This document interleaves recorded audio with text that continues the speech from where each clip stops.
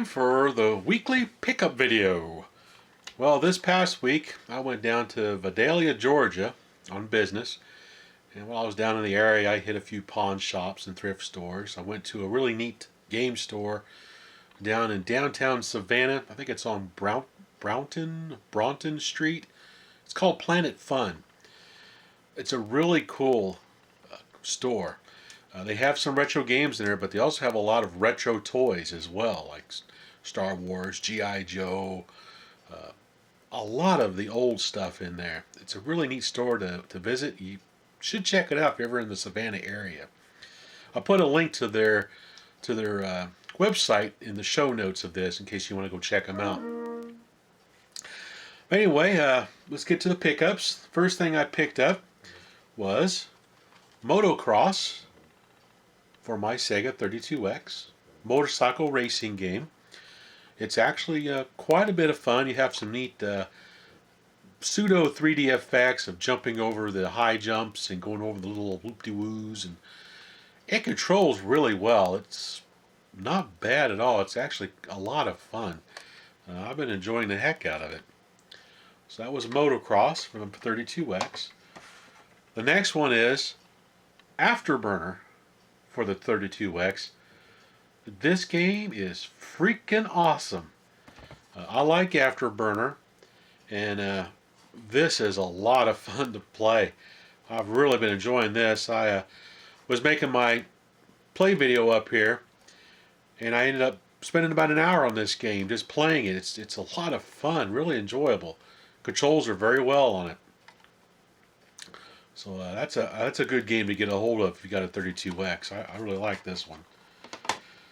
Now the next one I didn't pick up on my travels. I worked out a trade, and I traded off a Nintendo cartridge I had in order to get this one for my 32X.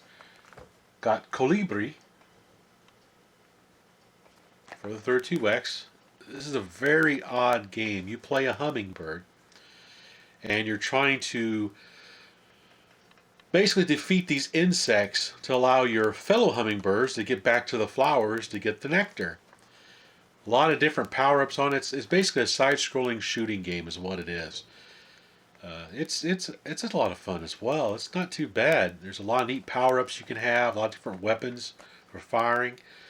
And the overall art style of the game is actually really cool.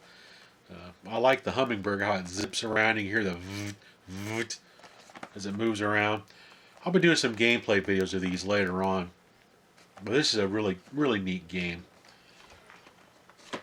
Next thing I picked up was for my Atari Jaguar, and I found a boxed Raiden, or Raiden, or however you pronounce this thing.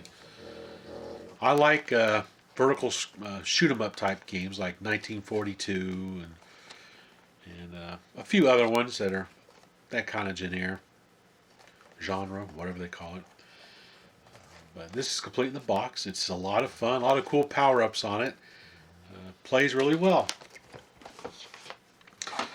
The next thing I picked up was a couple games for my Television 2. There's nothing special about these. They're pretty common. I picked up an Astro Smash. Ended up playing it for like 40 minutes this evening. I love this game. It's a lot of fun.